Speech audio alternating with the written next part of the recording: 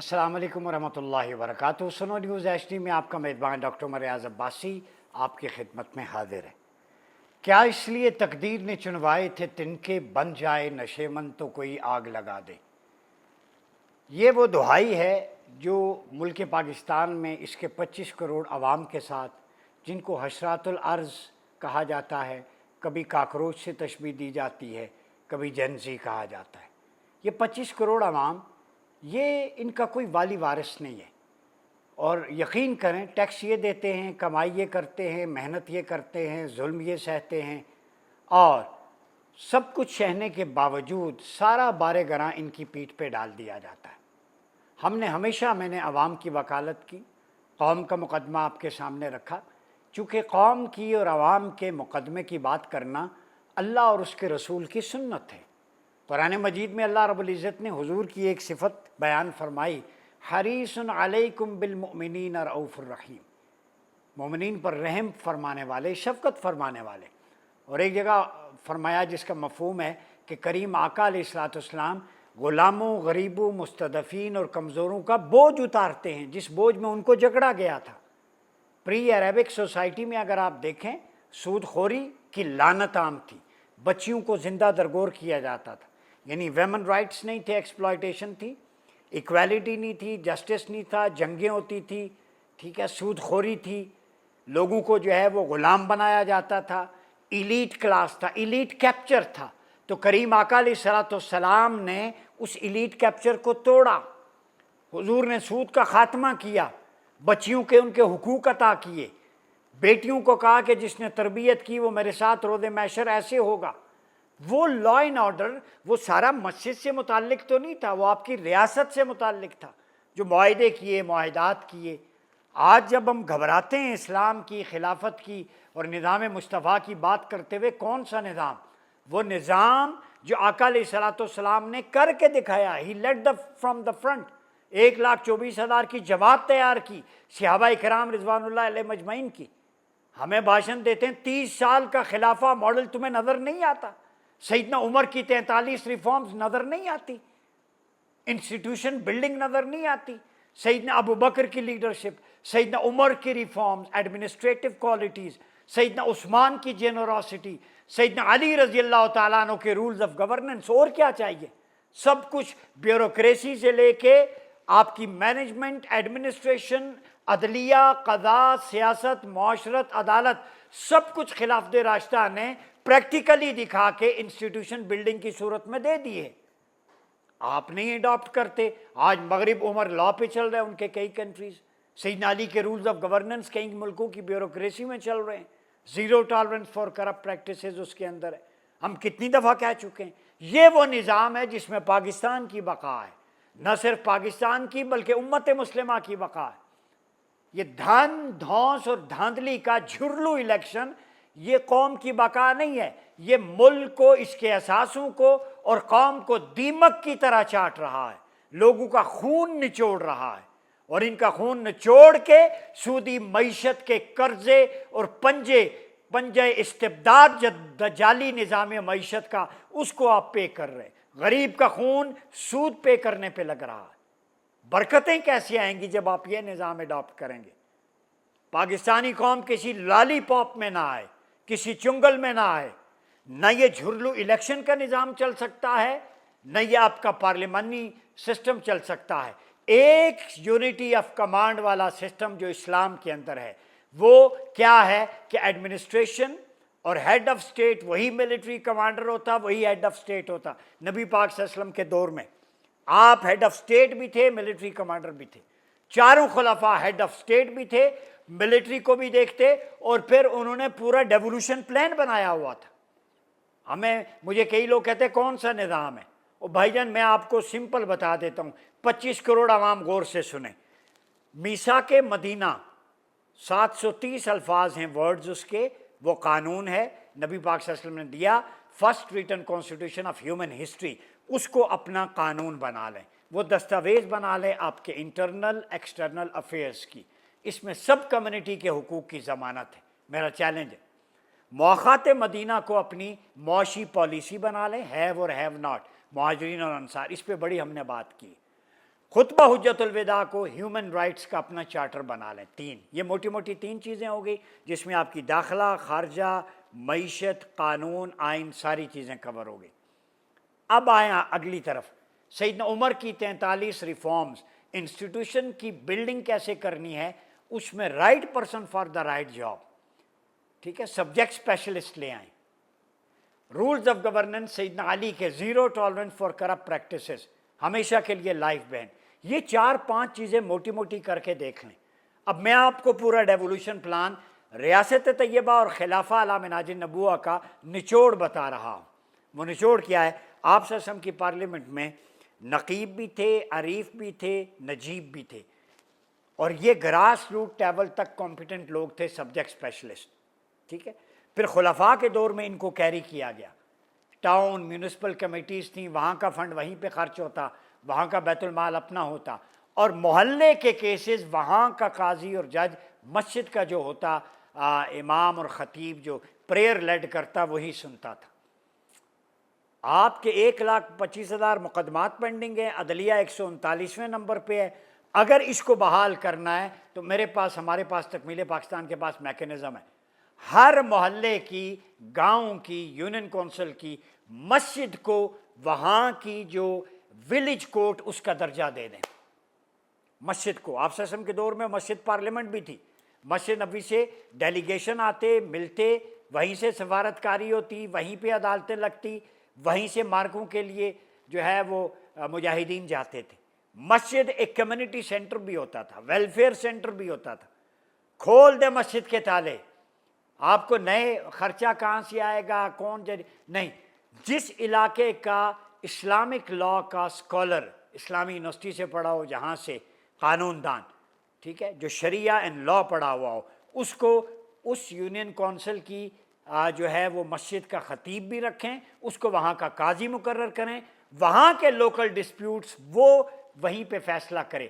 میں یقین سے کہتا ہوں 1 ماہ میں اعلیٰ عدلیہ، وفاقی آئینی عدالت، سپریم کورٹ، وفاقی شرعی عدالت، ان پر 1 درجن سے زیادہ مقدمات کا بوجھ نہیں رہے گا. یہ 1,25,000 6 مہینے میں نمٹ جائیں گے. نمبر 2، قاضی حسبہ اور قاضی مظالم، یہ 2 بڑی امپورٹنٹ پوسٹ ہیں. حسبہ پورے کا پورا آل اوور قاضی جو نیشنل انٹرنیشنل ڈسپیوٹس کو جو کور کرے، اور قاضی و مظالم جو چیک اینڈ بیلنس جو ہے ایٹ دا اسپاٹ وہ اس کی سزا دے. جیسے سیدنا علی، سیدنا عمر، سیدنا عثمان، ابو بکر کے دور میں بازار میں جاتے السوق المظالم ہوتا تھا، وہ اسی وقت فیصلہ کرتا گراں فروشی پہ. ایک تو یہ نظام. دوسرا یہ مارکیٹ کا چیک اینڈ بیلنس کے لیے سیدنا عمر نے، سیدنا علی نے اسی کو دیوان السوق بھی اسے کہتے ہیں. بازار کا ایک افسر ہوتا تھا، وہ اس علاقے میں مارکیٹس کے ریٹ چیک کرتا اور اسی وقت اسپاٹ پہ فیصلہ کرتا. یہ نہیں ہے کہ سی ڈی اے آئی، ٹھیلے اٹھا لیے، سامان لے گئے، چند پیسے دیے، 2 گھنٹے بعد آپ کو وہیں پہ ریڑیاں اور سب کچھ لگا ہوا. لیکن یہ نہیں مطلب ریڑی ہٹائیں لیکن اس کی پراپر اس کی جگہ دیں اس کو. یہ نہیں کہ ریڑی الٹ دی ہے. یہ خلافت ماڈل دے رہا ہوں. خلفاء کے دور میں بازار مارکیٹس ہوتی تھی، اور ان مارکیٹس میں ریڑی والوں کے لیے الگ سٹال ہوتی، ریاست پرووائڈ کرتی. ٹھیک ہے، ٹھیلے ہوتے، غلے کے سٹاکس ہوتے، گودام، ہر چیز کا چیک اینڈ بیلنس ہوتا، لوکیشنز ہوتی. ٹھیک ہے، تو ان کو بھی مارکیٹس میں یہ جو ریڑی بان ہیں، دوسرے لوگ ہیں، ان کے لیے جگہ مختص کریں. تیسرا ایجوکیشن ماڈل. ایجوکیشن ماڈل میں میں سمجھتا ہوں کہ آپ یونیورسٹیز کے ایچ او ڈیز، ہیڈز جو سبجیکٹ اسپیشلسٹ ہیں، یہ آپ کو کوئی نہیں بتائے گا. یہ خلافت میں بھی یہ ہاؤس آف نالجز تھے مدینہ میں اس وقت. آج کے دور میں میں سمجھتا ہوں سب سے بڑی ناکامی ہمارے جو تعلیمی ادارے ہیں، ان سے جو M Phil P H D کر کے لوگ نکل رہے ہیں، ان کی تحقیق کو پالیسی میکنگ کا حصہ نہیں بنایا جاتا. میں اب کہتا ہوں کہ آپ اپنی ایک 50 رکنی شورا بنا لیں، اس میں سبجیکٹ اسپیشلسٹ بنا لیں. فارن افیئر کے ایکسپرٹ ہوں، ڈپلومیسی کے، اکانومی کے، انٹرنیشنل افیئرس کے، پالیٹکس کے، لا اینڈ شریعہ کے، اسلامک جورسپروڈنس. یہ گلدستہ ہوگا 50 رکنی. ان کو کہیں گے اصحاب حل و عقد. اوپر آپ اس کو خلیفہ کہہ لیں، پریزیڈنٹ کہہ لیں، امیر الجہاد کہہ لیں. اس کی یہ کونسل ہو جو ہر موضوع پہ جو ہے وہ ایکسپرٹ اس میں بیٹھیں، دیانتدار ہوں، وہ اس کو مشورہ دیں اور اسٹیٹ اس طریقے سے چلے. نیچے آپ 30 سے 35 صوبے بنا کے گورنر اپوائنٹ کر دیں. پھر بلدیاتی نظام بحال کر کے یہ جتنا بھی fund M N A M B As کی جیب میں جاتا ہے یہ پبلک پہ لگنا چاہیے. یہ بلدیاتی ادارے خلافت ماڈل کے دور سے چلے آ رہے ہیں. خلافت راشدہ جب ختم ہوئی تو اس وقت 64 صوبے تھے. خلافت عثمانیہ میں صوبوں کی تعداد زیادہ تھی. ترکی ہم سے کم رقبہ 51 صوبے ہیں. ایران کے زیادہ صوبے ہیں. جن ملکوں کو آپ دیکھ لیں آج ترقی کیے، چھوٹے چھوٹے انتظامی یونٹس بنائیں. تو انتظامی یونٹس، بلدیاتی نظام، میونسپل سسٹمز اور ڈیولوشن پلان یہ آپ سسٹم کے دور سے چلا آ رہا ہے. اور خلافہ علی منہاج النبوہ کی سب سے بڑی کامیابی یہ ڈیولوشن پلان تھا، جس کی آج مخالفت کر رہے ہیں کچھ لوگ، چونکہ کھابے بند ہو جائیں گے، کرپٹ پریکٹسز بند ہو جائیں گے. تو کریم آقا علیہ الصلوۃ والسلام کے دور کے یہ جو ہیں یہ سارے عناصر اگر ہم چاہتے ہیں کریں تو بالکل بہتر رہے گا. اس سے یہ ہوگا سیاسی اجادارائے ختم ہوگی، سٹیٹس کو کے مہرے ٹوٹیں گے، مختلف نعروں کی سیاست ختم ہوگی. ٹھیک ہے، حق کے نمائندگی کاروبار نہیں بنے گا، لوگ اپنے ایسٹ نہیں بنائیں گے. پھر انتخابی ڈرامہ جو عوام کا سب سے بڑا دشمن ہے، اس سے جان چھوٹے گی. Selected right person for the right job. یہ دیکھیں نا آپ، سیدنا علی کے پاس کچھ لوگ حاضر ہوئے، انہوں نے کہا کہ خلافت قبول کریں، تو انہوں نے کہا یہ فیصلہ جو ہے یہ تمہارا فیصلہ کرنے کا نہیں ہے، یہ تو اہل شورا اور اہل بدر کا کام ہے.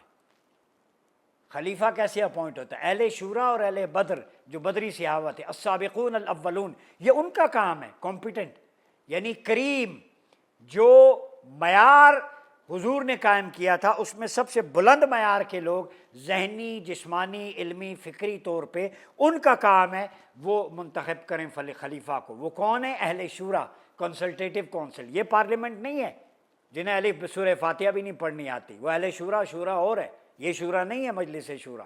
نام شورا لگا دیے، اندر سارا گٹر ابل رہا ہے اوپر سے نیچے تک. صرف پارلیمنٹ کی عمارت پہ کلمہ ایک پاک ہے، باقی اندر سارا تعفن، غلاظت، کرپشن، بڑے بڑے سانپ، نیولے، لگڑ بگڑ جو ہے وہ سارے جنگلی نوٹوریس بیسٹ بیٹھے ہوئے ہیں الا ماشاء اللہ. یہ اہل شورا نہیں ہوتے، یہ اہل شوربا ہیں جو عوام کا شوربا بنا کے کھاتے ہیں. اہل شورا اور اہل شوربا میں فرق ہوتا ہے. وہ اہل شورا ہیں جو قرآن و سنت کی روشنی میں فیصلہ کرتے تھے.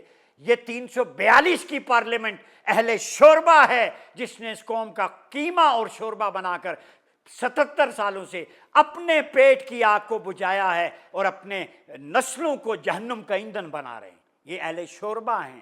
اس اہل شوربا سے جان چھڑانی ہوگی. یہ کرپٹ ایلیٹ ہے. اگر خدا بصیرت دے دے اس دور میں بھی کوئی کلندر یا کوئی مجوب آ جائے تو ان کا نفس امارہ لوگوں پہ اگر کھل جائے تو ان پارلیمنٹیرین کی شکلیں درندوں اور جانوروں جیسی دکھائی دیں. میں بڑی باریک بات کہہ رہا ہوں. اتنے غلیظ ہو چکے، جتنی خودکشیاں، قتل عام، قتل و غارت گری، ٹیکس کا بوجھ لوگوں پہ ہے. یہ پتہ نہیں کیا ہو گیا ہے ان کو، اللہ معاف کرے. جیسے فساد جتنا بھی ہے وہ امال کی وجہ سے ہوتا ہے. کل بھی میں نے کہا تھا. تو سیدنا علی نے کہا کہ اہل شورا اور بدر کا کام ہے، جس کو اہل شورا اور بدر پسند کریں وہی خلیفہ ہوں گا. پس ہم جمع ہوں گے اور اس معاملے پر غور کریں گے. ٹھیک ہے. تو اہل حل و عقد متعین لوگ تھے جو اس پوزیشن پہ فائز چلے آ رہے تھے. آج پاکستان میں اہل حل و عقد ایک بندہ بھی نہیں، کمیٹی ہی نہیں بنائی گئی. وہ اہل حل و عقد کنسلٹیٹو کونسل نہیں ہے کوئی بھی. اگر اسلامی نظریاتی کونسل ایک ادارے کو کہتے ہیں، کوئی پیر کا بیٹا ہے، کوئی سفارشی ہے، چیئرمین سفارشی لگا ہوا ہے، آپ اندازہ لگائیں کتنے انٹرنیشنل کانفرنسز پیپر ہیں وہاں پہ، پولیٹیکل اپوائنٹمنٹس ہیں. جس ملک میں بڑی بڑی توند والے حرام چربی کے ڈرم مذہب کو ریپرزینٹ کرتے ہیں، اس ملک کا اللہ ہی حافظ ہے. سمجھ گئے میرا اشارہ کس طرف؟ آپ نے مذہب کی نمائندگی پہ ایسے لوگوں کو بٹھایا ہوا ہے جو اپنے جسم سے انصاف نہیں کر سکتے، جن کی ریپو ہی ایسی ہے، جو کبھی آن لائن آ کے کیا بکتے تھے، جن کی گاڑیوں سے بوتلیں برآمد ہوتی ہیں. ایسے لوگوں سے اسلام نہیں نافذ ہوگا. چہرے بدلیں، نظام بدلیں، دونوں بدلیں. پیسے لے کے فتویٰ دینے والے مفتی کی رائے سے نہیں بدلتا. نوٹ نشاور کر کے نعت پڑھنے والے کی رائے سے نہیں بدلا.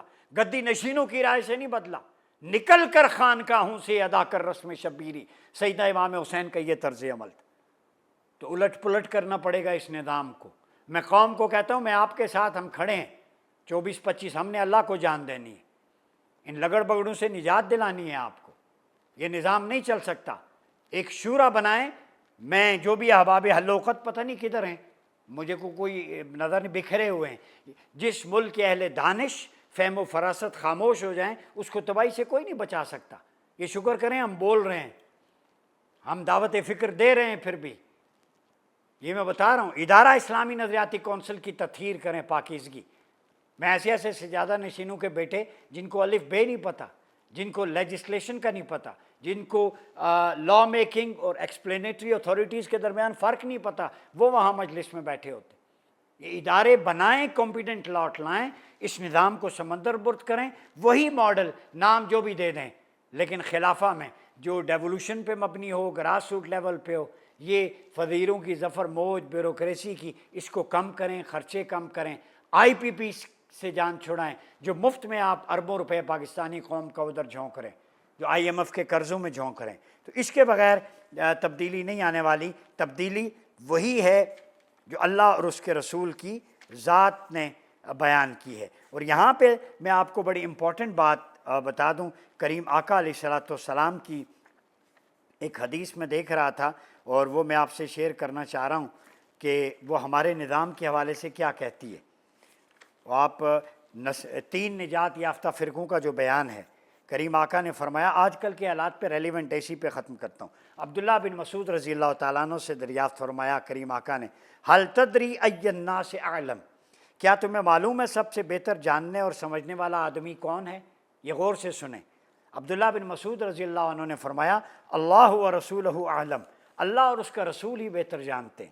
تو آپ صلی اللہ علیہ وسلم نے فرمایا، فإن اعلم الناس ابصرهم بالحق اذا اختلف الناس، بہتر جاننے والا وہ شخص ہے کہ لوگوں میں اختلاف رائے کے وقت حق کی زیادہ بصیرت رکھنے والا ہو، جس کو ڈسپیوٹ مینجمنٹ کا پتہ ہو، سب سے بہتر وہ ہے۔ یعنی لوگوں میں رائے بٹ جائے، اختلاف پیدا ہو اور کسی کو نہ پتہ چلے کہ حق کیا ہے، تو اس وقت حق کو کامل بصیرت اور بصارت کے ساتھ دیکھنے، جاننے اور سمجھنے والا شخص ہی بڑا عالم ہے۔ یہ معیار حضور کا ہے۔ اور پھر فرمایا، آقا علیہ السلام نے یہ بات فرما کر حضور علیہ السلام نے فرمایا، ہم سے پہلے لوگ نصارہ 72 فرقوں میں بٹ گئے تھے، ان میں سے 3 فرقوں کو نجات ملی، باقی سب ہلاک ہو گئے۔ نصارہ میں بھی 72 میں سے 3 بچے، 69 ہلاک ہو گئے۔ تو اللہ نے 3 کو بچا لیا۔ تو اس حدیث نبوی کی روشنی میں پاکستانی قوم کے لیے بہت عام پیغام ہے کہ وہ 3 فرقے کون سے ہیں۔ آقا نے فرمایا، اللہ کے ہاں نجات پانے والا، سرخرو ہونے والا پہلا طبقہ وہ تھا جو ان حکمرانوں اور لیڈروں کے خلاف اٹھ کھڑا ہوا، جو قوم میں تباہی کرنے والے، دین کی قدروں کو مسمار کرنے والے، قوم کے حق پہ ڈاکہ زنی کرنے والے، قوم کو گمراہ کرنے والے، قوم کے اخلاق و اعمال کو برباد کرنے والے، قوم پر ظلم کرنے والے، غرض یہ کہ ہر لحاظ سے پوری سوسائٹی کو برباد کرنے والے تھے۔ ایسے حکمرانوں کے خلاف اٹھ کھڑا ہونے والا پہلا طبقہ یہ کامیاب ہوا۔ تو اس حدیث کی روشنی میں جائزہ لیں تو ہماری معاشرتی، سیاسی، سماجی، اخلاقی وہ ساری ذمہ داری یہی پولیٹیکل لیڈرشپ ہے، ٹھیک ہے۔ یہ وہی طبقہ ایک ہے جس کو نجات ملی، جو دین عیسیٰ کو بچانے کے لیے ان حکمرانوں اور لیڈروں کے خلاف اس وقت کھڑا ہوا تھا، ٹھیک ہے۔ اور یاد رہے حضرت عیسیٰ کی زیادہ تر تعلیمات رحمت، اخلاقیات، انسانی قدروں پر تھی، اور وہ تورات کی لیگیسی کو لے کے چل رہے تھے، ٹھیک ہے۔ تو چونکہ ظالم فرعون جیسے لوگ اس وقت برداشت نہیں کر رہے تھے، تو ان دینی قدروں کو بچانے والے وہ لوگ شہید کر دیے گئے، اور ان کو اللہ نے آخرت میں نجات دی۔ دوسرا طبقہ جن کے اندر اتنی طاقت نہیں تھی کہ وہ حکمرانوں سے ٹکرا سکیں، جنگ لڑ سکیں، عملاً برسر پیکار ہو سکیں، وہ اپنی قوم پر ہونے والی ناانصافیوں اور مظالم کے خلاف ان کے مردہ قلوب و اذہان میں شعور بیدار کرنے کے لیے بیداری شعور کا علم اٹھاتے تھے، وہ کامیاب ہوئے۔ جیسے ہم ہیں، میں ہوں، تکمیل پاکستان ہے، سعد نذیر صاحب ہیں، عمار صاحب ہیں، ہماری ٹیم ہے، ہم کر رہے ہیں یہ کام۔ شعور تو بیدار کریں، ہم لڑ تو نہیں سکتے، میرا بازو کتنا، ہم کتنا لڑیں گے؟ بلسان ہی سے دعویٰ کا کام تو کر رہے ہیں، للکار رہے ہیں اپنے لفظوں کے ذریعے، ہاتھ پیش کر رہے ہیں ہتھکڑی لگاؤ، لیکن ہم بولتے رہیں گے اللہ رسول کی بارگاہ میں جواب دہ ہونا۔ تو یہ پوری کاوش کرتے رہے، ٹھیک ہے۔ اور تیسرا طبقہ جن کے اندر طاقت نہیں تھی کہ وہ ڈٹ سکے یا عوام کے اندر کھڑے ہو کر دین بیان کر سکیں، حق، وہ دین حق اور اس کی اقدار کو زندہ کرنے کے لیے دعوت و تبلیغ کی جد و جہد بھی نہ کر سکے، تو جب دونوں کام نہیں کر سکے تو آقا نے فرمایا فَصَاحُوا فِي الْجِبَالِ وَتَزَهَّدُوا فِيهَا، پھر وہ شہروں کو چھوڑ کر پہاڑوں، جنگلوں، غاروں میں چلے گئے، وہاں پہ رہبانیت اختیار کر لی، دنیا سے کٹ گئے۔ ٹھیک ہے، آقا نے فرمایا یہ میری زمانہ امت پر بھی یہ زمانہ آئے گا جو اس سے پہلے ہوتا ہے، اور اب رہبانیت کے لیے قرآن کہتا ہے کہ رہبانیتاً ابتدعوا ما کتبنا علیہم، ہم نے رہبانیت ترک دنیا کی بدعت انہوں نے خود ایجاد کی، ہم نے ان پہ فرض نہیں کی۔ رہبانیت کا اسلام سے کوئی تعلق نہیں ہے کہ اللہ نے یہ خود راستہ، یہ تیسرے طبقے کا راستہ، یہ بیداری شعور بھی نہیں کرتے، قدروں کو زندہ بھی نہیں کرتے، بس اپنے اپنے ڈیروں پہ، آستانوں پہ، مزارات پہ، اپنی محفلوں میں، نعت میں، بس اسی میں بیٹھے ہوئے ہیں۔ ہمارا حکومت سے، اسلام کے سیاسی نظام سے کوئی تعلق نہیں، یہ رہبانیت اختیار کر لی۔ ٹھیک ہے، تو پھر حضور نے فرمایا عدم پیروری دور فتن میں رائے عامہ کی، کہ قیامت سے پہلے فتنوں کا دور آ جائے گا، لوگ دین کو دنیا کی خاطر بیچیں گے، دنیاوی مال و دولت کے عوض دین بکے گا، اللہ معاف فرمائے، یہ کلچر عام ہوگا۔ پھر فرمایا، ابو موسیٰ اشعری کی روایت ہے، حضور نے ایسا زمانہ آئے گا جہالت اترے گی، علم اٹھے گا، حرج ہوگا، یعنی قتل عام۔ ہم اس زمانے میں بیٹھے ہیں، بات سمجھ رہے ہیں؟ تو یہ جو سچویشن ہے، اس میں میرے خیال میں پانی سر سے گزرتا جا رہا ہے، یہ خلافت حق ہے، یہ قائم کر دیں۔ کل بھی میں نے کہا تھا پروپوز اسٹریٹجی ہم نے تکمیل پاکستان میں دے دی ہے، اور اس پہ کام بھی ہو چکا ہے، ہماری ٹیمز نے کیا ہے، پورا لائے عمل دے۔ یہ باتیں نہ کیا کریں ٹاک شوز میں آ کے، مختلف چینلز پہ۔ میں سب کو کہتا ہوں مباحثے کی دعوت دیں، آپ کانفرنسز کرواتے ہیں، سارے لبرل جب سب کو یو جی یہ نظام ہے، یہ ہے، وہ ہے، اصل پہ آتے ہی نہیں ہو، اللہ رسول پہ تمہیں موت پڑتی ہے، تمہاری نیشنلٹی باہر کی بند ہوگی، کھابے بند ہوں گے، اللہ رسول کا نام لینے سے تمہیں کیا ترقی جو ہے وہ تمہاری ختم ہو، خیر و برکت اسی میں۔ اگر تم چاہتے ہو کہ امریکہ باہر یورپ ناخوش ہوگا، تمہارے بچوں کو واپس بھیج دے گا، تمہارا ویزا نہیں لگے گا، تو کتنے عرصہ ویزا انجوائے کرو گے؟ قبر میں تو جانا ہی ہے، وہاں کس کا سامنا ہوگا؟ اللہ اور اس کے رسول کا، وہاں فرشتوں کا۔ یہ کھولو، اللہ رسول کا علم بلند کرو، تمہاری دنیا بھی سنورے، آخرت بھی سنورے۔ یہ زندگی 60 70 100 سال کی ہے، آگے لمبا سفر ہے، سیکنڈ فیز ہے برزخ کا، پھر تھرڈ فیز ہے روز محشر، پھر اس کے بعد جہنت جہنم۔ تو اب فیصلہ آپ پہ ہے، جو یہاں اللہ رسول کی بات کرتے ہیں وہ اللہ رسول کے قرب میں ہوں گے۔ ہم جتنی قیمت بھاری چکائی ہے پہلے بھی، اب بھی اکاؤنٹس بلاک ہوتے ہیں، چکاتے ہیں، یا رسول اللہ آپ کا دامن نہیں چھوٹے گا، خلافہ کا، اقامت دین کا، کلمہ حق کا، چونکہ ہمیں پتہ ہے آگے کیا ہے، آگے یہ ساری بہاریں ہیں۔ تو یہاں مشقت جھیل لیں، اللہ رسول کے نظام کے لیے قربانی دیں، آگے کمفرٹ زون ہے، یہ پیریڈ آف ٹرائل ہے۔ ان مع العسر یسرا، جتنی قربانی دو گے اتنی زیادہ منزل آسان ہو۔ سیدنا امام حسین نے فرمایا تھا حق کے لیے جتنا دیر سے اٹھو گے اتنی زیادہ قربانی دینی پڑے گی۔ فیصلہ پاکستانی عوام پہ ہے، ایک ہی نعرہ ہے، نظام مصطفیٰ اور اس کی ایکسپینشن، خلافہ علی منہاج النبوہ، اس میں پاکستان اور امت دونوں کی بقا ہے۔ اپنا بہت خیال رکھیے، اجازت دیجیے، اللہ حافظ۔